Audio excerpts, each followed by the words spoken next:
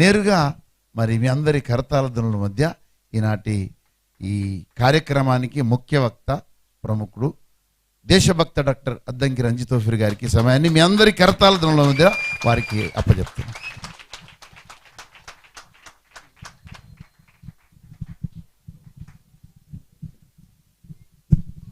Hello ప్రియమిత్రులారా, మీకందరికీ మరోసారి భారత స్వాతంత్ర్య వజ్రోత్సవ శుభాకాంక్షలు. మీకందరికీ కూడా I greet each one of you on the auspicious and happy occasion of the 75th Independence Day. आप सब लोगों को, सारे देशवासियों को, देशभक्तों को, देश प्रेमियों को मैं 75वीं आज़ादी की सालगिरह के मौके पर सारा दिल से गहराई से मैं मुबारकबाद देता हूँ. ఈ సమయంలో మీకందరికీ కూడా శుభాకాంక్షలు. చెప్పాల్సిన విషయాలు చాలా ఉన్నాయి, కానీ ఇప్పుడు ఎంత తొందరగా ముగించుకుంటే అంత మంచిదని అనుకుంటా ఉన్నాను. ఎందుకంటే పార్లమెంట్లో మనం ఏదైనా మాట్లాడితే అప్పుడు సమాజం అంతా వింటుంది, ప్రపంచం వింటుంది, ప్రపంచం దాన్ని గుర్తించి గౌరవిస్తుంది.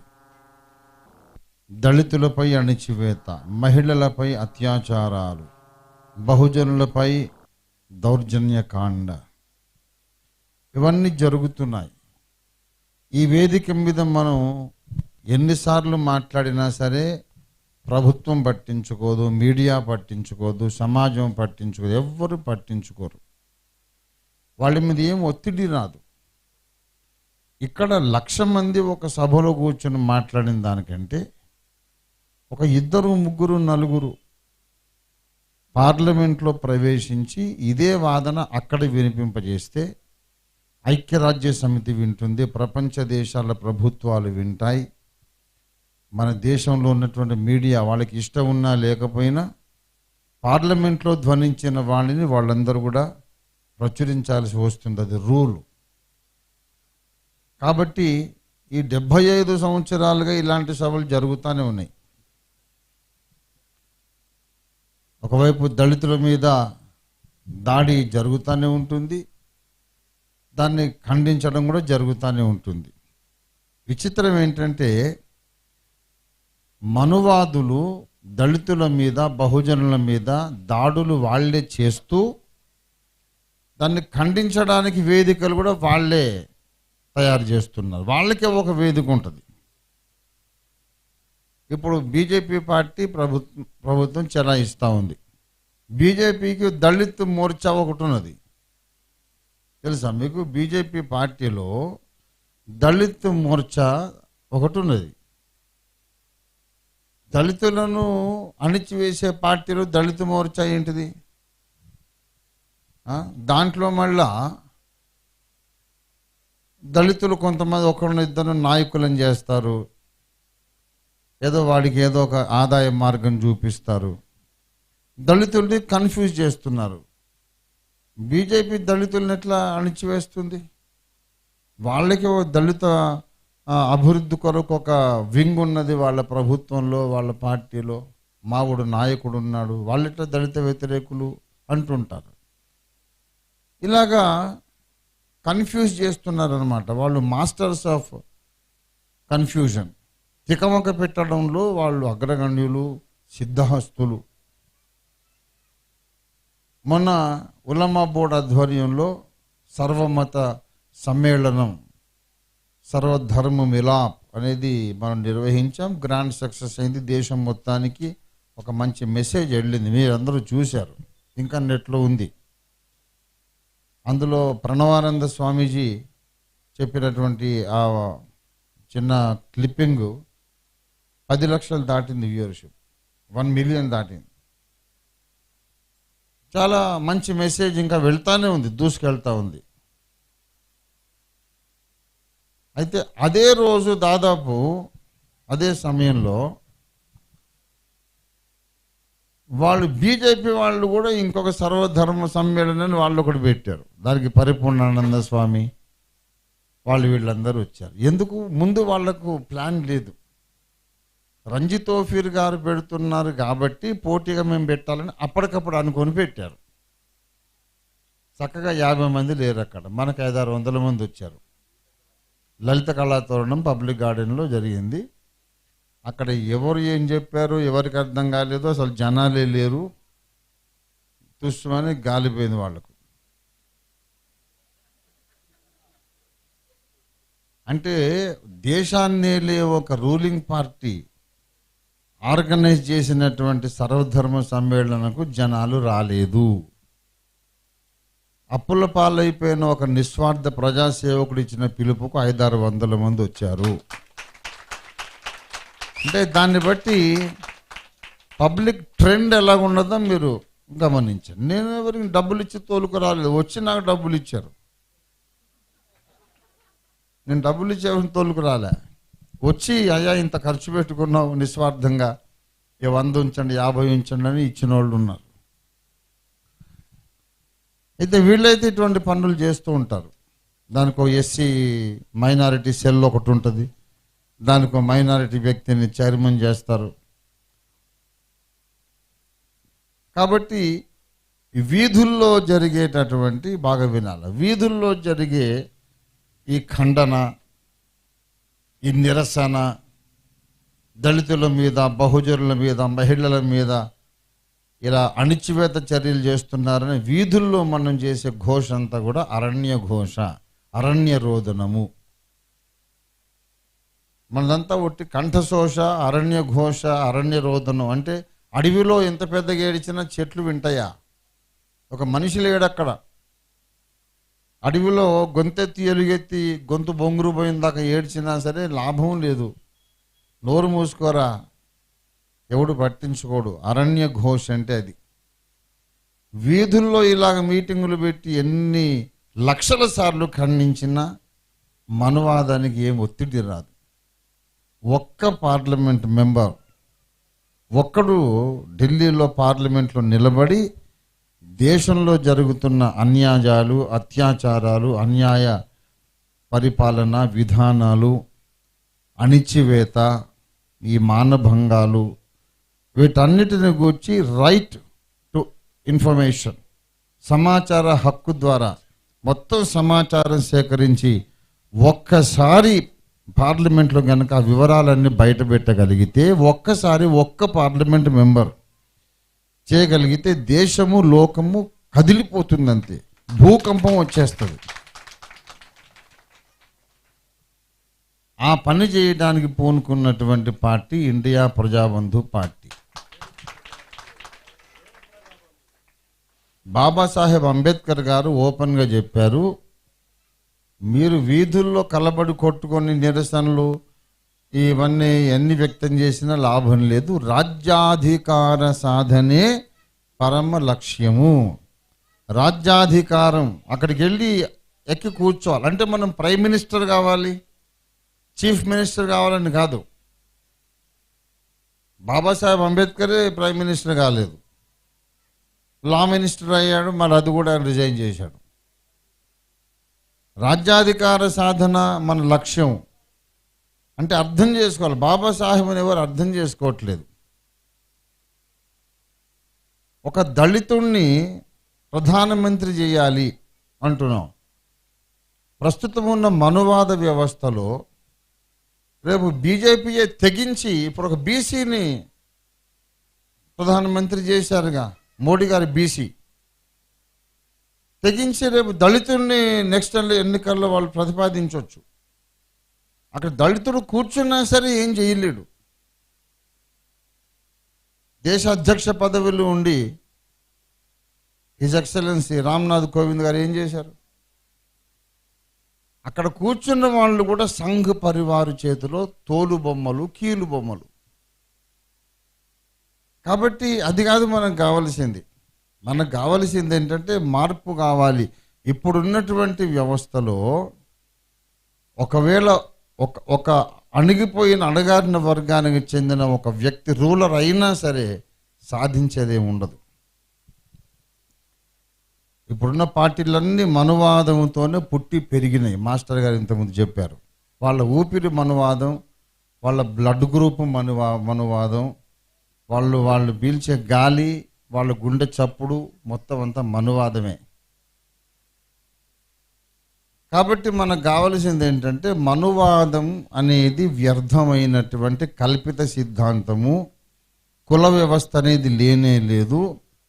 సర్వమానవ కోటి ఏక కుటుంబం, ఒకటే బ్లడ్, ఒకటే రక్త సంబంధికులు మనుషులందరూ అని నమ్మగలిగినటువంటి నాయకత్వము, క్యాడరు కలిగినటువంటి పార్టీ రావాలి. అలా నమ్మగలిగినటువంటి ఏకైక పార్టీ, అలాంటి నాయకత్వము, క్యాడర్ ఉన్నటువంటి ఏకైక పార్టీ ఇండియా ప్రజాబంధు పార్టీ. ఎప్పటికైనా దేశంలో మార్పు వస్తే ఐపీబీపీ ద్వారా వస్తుంది తప్ప ఇంకా ఎవరి ద్వారా కూడా రాదు, సాధ్యం కాదు.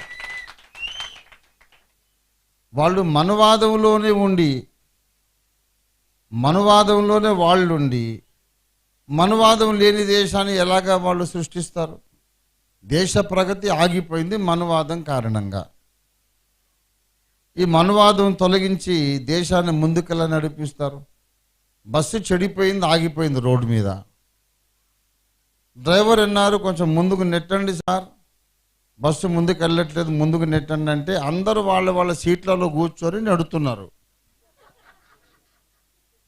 బస్సులో కూర్చొని బస్సును ముందుకు నెడితే పోద్ది అది. బస్సులోనే కూర్చొని బస్సు నెట్టేది ఎట్లా ఉంటుందో, మనువాదంలో కూర్చొని దేశాన్ని ముందుకు తీసుకెళ్ళేది అలాగే ఉంటుంది. మేము బస్సు దిగిపోయాం, మనువాదంలో లేవు, కింద నుంచి నెడతాం, గ్యారంటీగా బస్సు ముందుకు వెళ్ళిపోతుంది.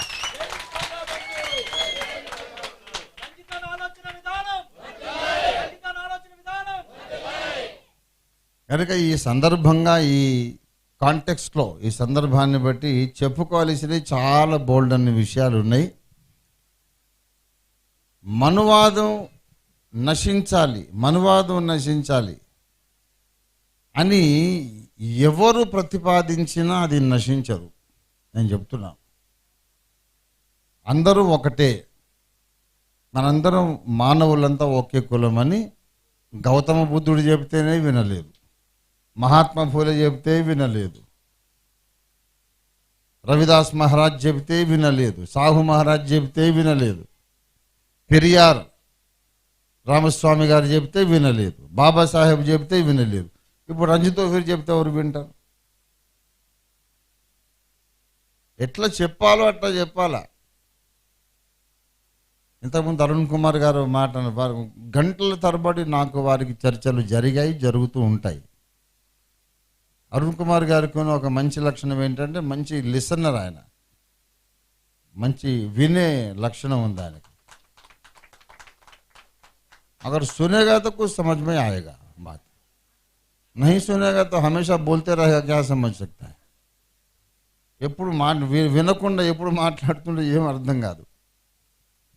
నేను చెప్తున్నా, ఇప్పుడు పెరియార్ రామస్వామి గారు పెద్ద మేధావి. గౌతమ బుద్ధుడైతే మనం వ్యాఖ్యానించేంత యోగ్యత కూడా మనకు లేదు. ఆయన మహానుభావుడు, ప్రపంచాన్ని ప్రభావితం చేసినటువంటి ఓ మహానుభావుడు. మరి బుద్ధుడు చెబితేనే వినలేదు, పెరియార్ రామస్వామి గారు చెబితే వినలేదు, బాబాసాహెబ్ చెబితే వినలేదు, మహాత్మా ఫూలే చెబితే వినలేదు. అందరం ఒకటే అని చెప్పి దేశం ఎప్పుడు నేర్చుకుంటుంది? ఎలా నేర్చుకుంటుంది? ఎలా చెబితే నేర్చుకుంటారో, ఎట్లా నేర్పించాలో ఆ కీలకము, ఆ కిటుకు తెలిసిన పార్టీ ఇండియా ప్రజాబంధు పార్టీ.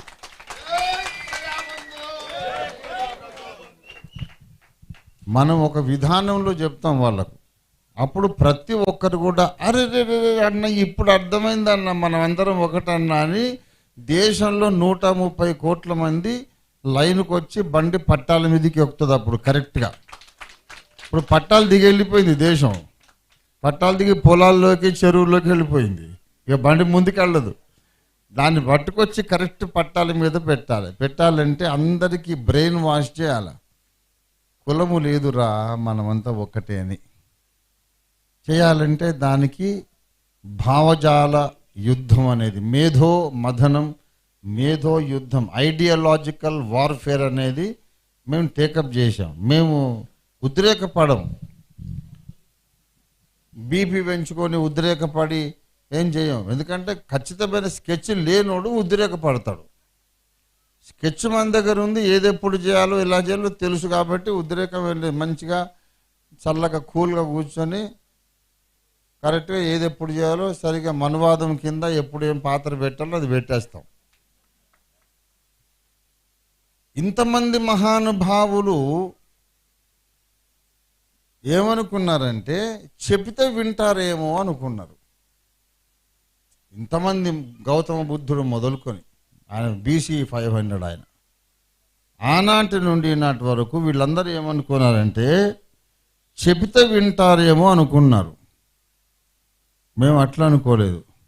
पहले तो ये विचारधारा जो सोच है ना वो उसको बदलना, पहले तो ये विचारधारा जो सोच है ना वो उसको बदलना. అక్కడ ఎట్లా చేయాలంటే చేస్తారు నాకు తెలుసు. ఇప్పుడు అన్నీ నేను ఇప్పుడు చెప్పను. అంతరంగికులకు కోర్ కమిటీ మీటింగ్లో ఒక పాలసీ డెసిషన్ మేము తీసుకున్నాము, ఇంకా తీసుకుంటాం. మరి డెఫినెట్గా రాబోయే కొన్ని దినాలలో కొన్ని సింపుల్ స్టెప్స్లో భారత జాతి మొత్తం ప్రభావితం అయిపోతుంది. ఆ తర్వాత మళ్ళీ నరేంద్ర మోడీ గారే ప్రధానమంత్రి అయినా కూడా ఆయన చచ్చినట్టు అంబేద్కర్ భావజాలం ప్రకారం పరిపాలన చేయాల్సిన పరిస్థితి మేము కల్పిస్తాం.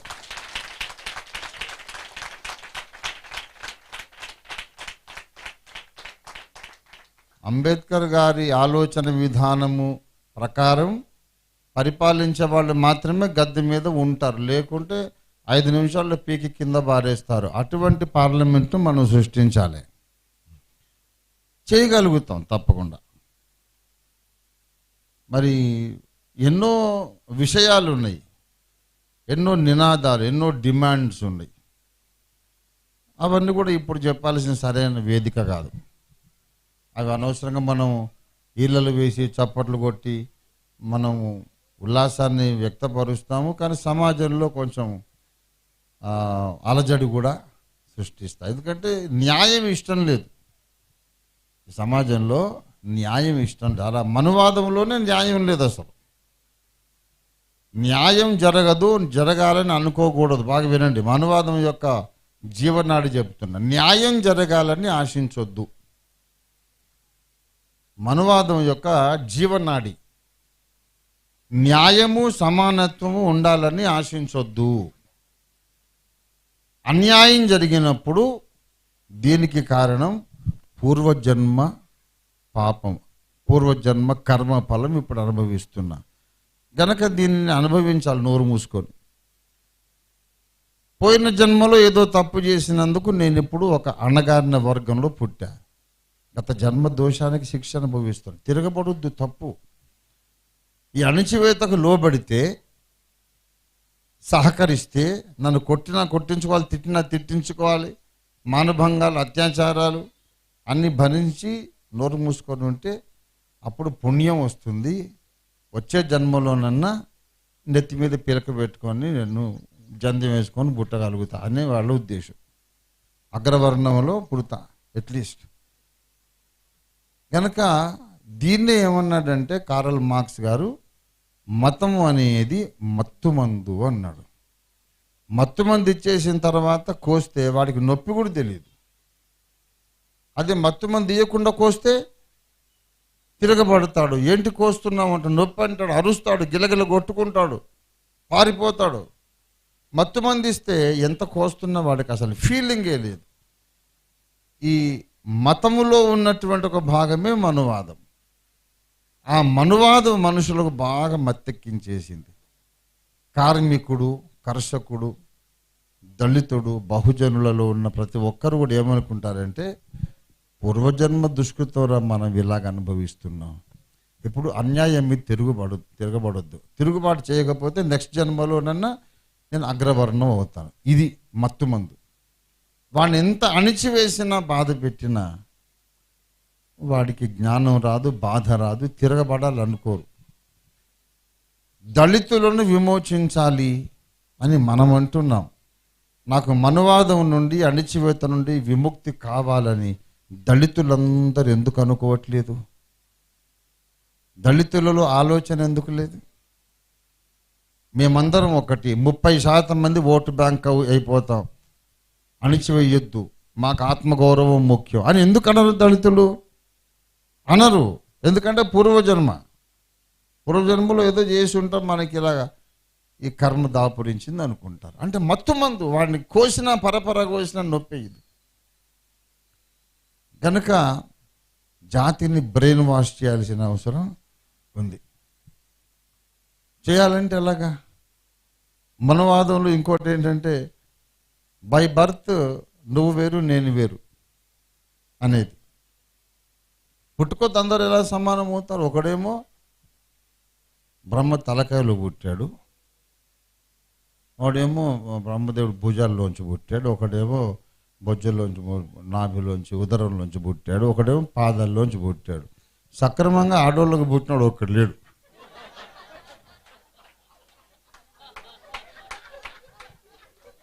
దరిద్రం ఏంటి? అందరూ మగోళ్ళకి పుట్టినోళ్ళే. మళ్ళీ భారత్ మాత అంటారు. మళ్ళీ మాత ఎక్కడుంది? ఎంత పిత. నేను భారత్ మాత ఎక్కడుంది? భారత్ పిత అనేమో నువ్వు పెట్టుకొని, బయటికేమో మాత అని పెట్టి, అటు మాత కాదు ఇటు పీత కాదు, ఇది భారత్ పీత తయారైంది. మొత్తం పక్క నడుస్తుంది, పీత నడిచినట్టు. ఎక్కడిది మాత? పుట్టిందేమో బ్రహ్మదేవుడి తలకాయల్లోంచి ఒకడు, భుజాల్లోంచి ఒకడు, బొజ్జల్లోంచి ఒకడు, కాళ్ళలోంచి ఒకడు, అంత పితనా? మాత ఏది? పాపం ఆ పుట్టిన నలుగురు కూడా పెళ్ళాలు లేకుండా ఒకడు మగోళ్ళు. మరి నలుగురు మగోళ్ళు పుట్టి మరి సంతానం ఎట్లా అభివృద్ధి చెందిందో అర్థం కావట్లేదు. మానవ జాతి మొత్తం ఒక్కటి అని కలపాలంటే, నేను చెప్తున్నా వినండి బాగా, ఇది వేదిక, ఇది మళ్ళీ ఇంకో ఛాన్స్ వస్తే మనకి ఇంకా పార్లమెంటరీ పార్టీగానే కలుసుకుంటాం మనం. That's all.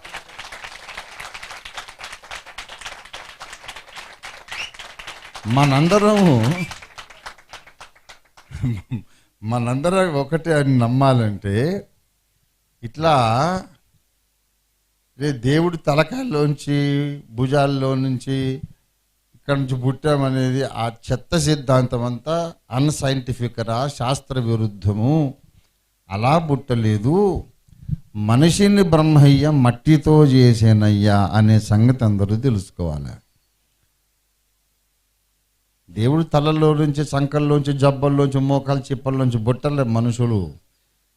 ఆ భగవంతుడు మట్టితో ఒక బొమ్మను చేసి ప్రాణం పోశాడు. ఒక ఆడదాన్ని కూడా ఆయనే చేసి ఇచ్చాడు. ఆ తర్వాత వాళ్ళిద్దరికి పుట్టిన సంతానం మనం. ఆది దంపతులు ఎవరో ఒకరున్నారని వాళ్ళ జెనెటిక్ సైన్స్ కూడా చెప్తా ఉంది, జన్యు శాస్త్రం కూడా చెప్తుంది. సకల మానవ జాతి, 5 ఖండాల మానవ జాతి ర్యాండమ్ డిఎన్ఏ సేకరించి, డిఎన్ఏ డీకోడ్ చేసి వెనక్కి తరాలు వెనక్కి వెళితే లాస్ట్ రిజల్ట్ ఏమొచ్చిందంటే, 5 ఖండాల్లో ఉండే మనుషులందరూ ప్రప్రథమంగా మొట్టమొదట ఒకే ఒక జంట సంతానం. కనుక ఒక జంటకు పుట్టేమో అనుకుంటే నువ్వు నేను ఒకటి అనుకుంటాం. ఇప్పుడు వీళ్ళు ఎట్లా అనుకుంటారు? అదే నువ్వు నేను ఎట్లా ఒకటి అవుతావురా? నువ్వేమో తలకల్లోంచి పుడితివి, నేనేమో సంకల్లోంచి పుడితివి, ఎట్లా మనం ఒకటి ఎట్లా కాదు కదా అనుకుంటున్నారు. మానవ జాతిని ఏకం చేయాలంటే జాతి ఆరిజిన్, మానవ జాతి ఆరిజిన్ గురించిన శాస్త్రీయ దృక్పథం రావాలి. కనుక ఈ శాస్త్రీయ విద్యా విధానం అనేది ఒకటి మన దేశంలో రావాలి. ఎంతో కాలంగా వామపక్ష పార్టీల వాళ్ళు అడుగుతూ ఉన్నారు, సైంటిఫిక్ ఎడ్యుకేషన్ సిస్టమ్ ఉండాలా. ఆ మేరకు మనం చట్టాలు, విద్యా విధానాలు రూపొందించాలి. అలాగే నేనైతే ఈ మధ్య చాలా చర్చిలు ఇల్లీగల్ కన్స్ట్రక్షన్ అని కూలగొడుతున్నారు. ఇప్పుడు బీజేపీ ప్రభుత్వం వచ్చిన 2వ టర్మ్ ఇది. ఈ 8 సంవత్సరాలలో దేశవ్యాప్తంగా కొన్ని వేల చర్చిలు కూలగొట్టారు. ఆ విషయంలో బాధ లేదు, ఇంకా కూలగొట్టాలి. కాబట్టి ఇండియా ప్రజాబంధు పార్టీ అధినేతగా నేను ఒక విజ్ఞప్తి, ఒక డిమాండ్ అనుకోండి, ఏమైనా అనుకోండి, పార్లమెంట్లో ఒక చట్టం చేయాలా అని నేను డిమాండ్ చేస్తున్నా. అసలు ఈ దేశం మొత్తం మీద ఈ మతం ఆ మతం అని ఏం చూడకుండా ప్రాపర్ పర్మిషన్ లేకుండా కట్టబడిన సకల మతాల ప్రార్థన స్థలాలు కూలగొట్టేశారు. అది మసీద్ కానీ, టెంపుల్ కానీ, చర్చ్ కానీ, గురుద్వారా కానీ ప్రాపర్గా రెవెన్యూ పర్మిషన్ లేకుండా కట్టిన మొత్తం కూలగొట్టండి. లేకపోతే మీరు మర్యాద ఒళ్ళు దగ్గర పెట్టుకొని కూలగొట్టే చర్చిలు మొత్తం కట్టిపెట్టాడు.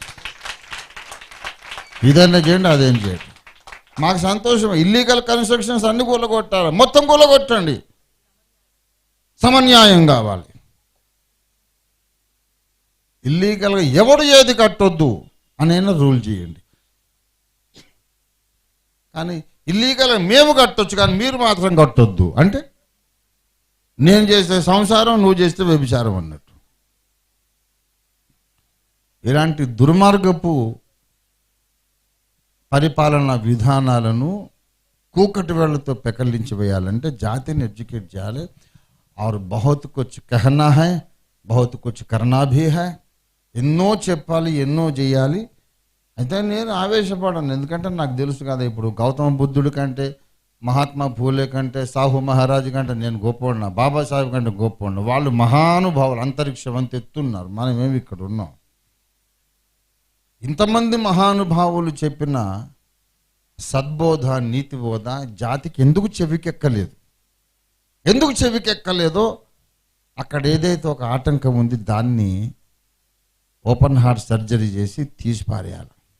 అది ఎట్లా చేస్తే అందరూ వింటారో నాకు తెలుసు, దానికి ఒక టెక్నిక్ ఉంది. ఇప్పుడు నేను చెప్పాలంటే ఖర్చు అవుతుంది. ఎవరన్నా ఒకడు నేను ఆ రహస్యం చెప్పాలని చెప్తా, ఎక్కువ ఖర్చం కాదు, 1,00,000 కోట్లు అంతే. 1,00,000 కోట్లు ఇస్తే నా గుట్టు నేను చెప్తా, తర్వాత నేనే ప్రైమ్ మినిస్టర్ కూర్చుంటా.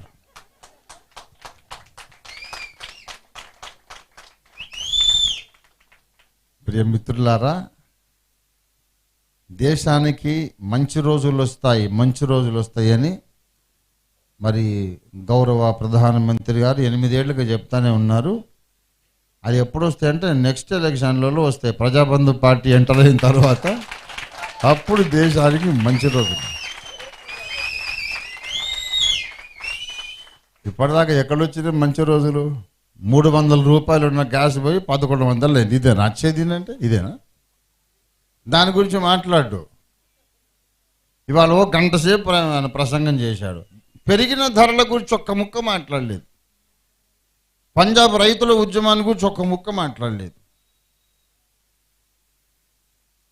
దేశానికి ఎన్ని లక్షల కోట్లు ఉంది ఆ సంగతి చెప్పలేదు. పబ్లిక్ ప్రాపర్టీ, ప్రభుత్వ రంగ సంస్థలది ప్రైవేట్ వ్యక్తులకు ఎందుకు అమ్మేశావు? ఎక్స్ప్లెనేషన్ లేదు. ప్రభుత్వ ఆస్తులు, ప్రజల ఆస్తులు కొనేంత బలిసినోడు వాడైతే వాడి యొక్క రుణాలు ఎందుకు మాఫీ చేశావు? చెప్పలేదు.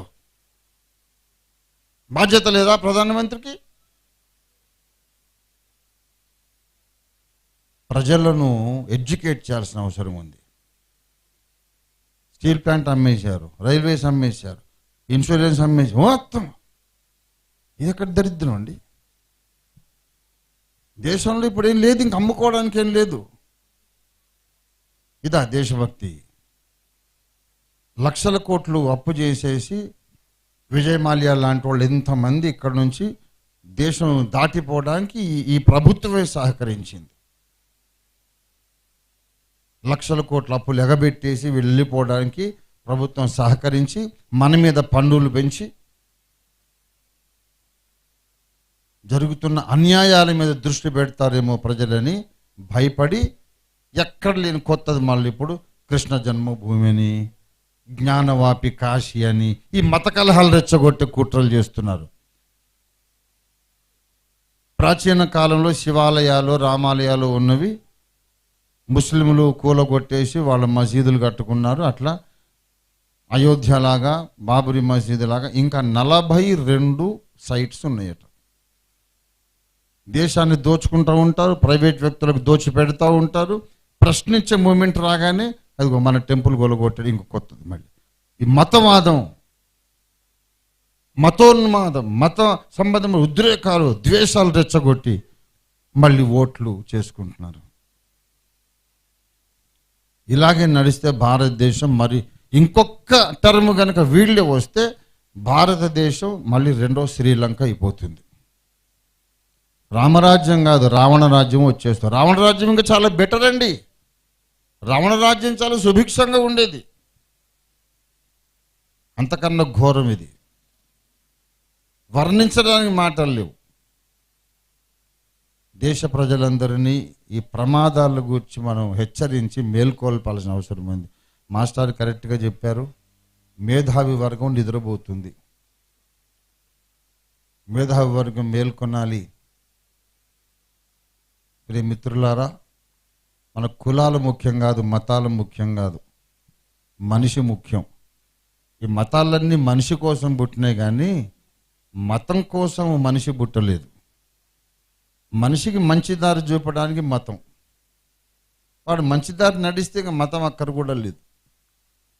మతం కోసం నరుక్కోవడం, మతం కోసం చంపుకోవడం, మతం కోసం అత్యాచారాలు చేయడం, అన్యాయాలు, అణిచివేత, దోపిడీ పెచ్చుమీరిపోయినప్పుడు ప్రజలు ప్రశ్నిస్తారేమో అని భయం ప్రభుత్వానికి రాగానే ఈ 42 సైట్స్లో ఏదో ఒకటి మళ్ళీ కెలుకుతారు. మళ్ళీ ఈ దుర్మార్గమైన నయవంచనతో కూడిన ప్రభుత్వం ఎంతకాలం? శాంతియుత విప్లవం రావాలి, రక్తపాత రహిత విప్లవం రావాలి, సైలెంట్ అండ్ పీస్ఫుల్ రివల్యూషన్ రావాలి. ఇవాళ దూరదర్శన్లో ప్రసారం అవుతూ ఉంది. పొద్దున ప్రధానమంత్రి గారి ప్రసంగానికి ముందుగా ఒక లేడీ ఎవరో మంచి అనౌన్స్మెంట్ చక్కని స్వరంతో చెప్తా ఉంది. The Honorable Prime Minister has gone to Rajghat to pay tributes to Mahatma Gandhi, who is the apostle of peace and non-violence. అబ్బా, ఏం వొకాబులరీ, ఏం స్పీచ్ అండి. నేను పోయి అక్కడ దండం పెట్టుకొని సారీ సార్ నేను చంపినందుకు క్షమించాలి. ఎంత దారుణం అండి. ఆయననే చంపేసి మళ్ళీ ఆయనకు సారీ. ఇప్పుడు దాకా అక్కడ కాదు, నువ్వు జాతికి క్షమాపణ చెప్పాలి. నేను డిమాండ్ చేస్తున్నా. ఆర్ఎస్ఎస్ కార్యకర్త మహాత్మా గాంధీని చంపినందుకు లెంపడేసుకుంటున్నావు, క్షమించమని చెప్పాలండి. ఇది ప్రధానమంత్రి గారికి, సంఘ్ పరివార్, ఇంకా మరి ఆయన పేరు భగవత్ గారు, ఆయన పేరు ఏంది, ఆర్ఎస్ఎస్ చీఫ్ మోహన్ భగవత్ గారు, వీళ్ళ యొక్క కనీస ధర్మం. గాంధీ గారిని చంపి పొట్టన పెట్టుకుంది మేమే. అప్పట్లో జాతీయ జెండాను గౌరవించమన్నారు వీళ్ళే. ఆర్ఎస్ఐ ఎట్లా జెండా ఎగరేస్తావు నాకు అర్థం కాదు. జెండా ఎగరేసి జనగణమని అంటారు. అదే జెండాను గౌరవించమని చెప్పావు కదా, దానికి జాతికి క్షమాపణ చెప్పావు నువ్వు.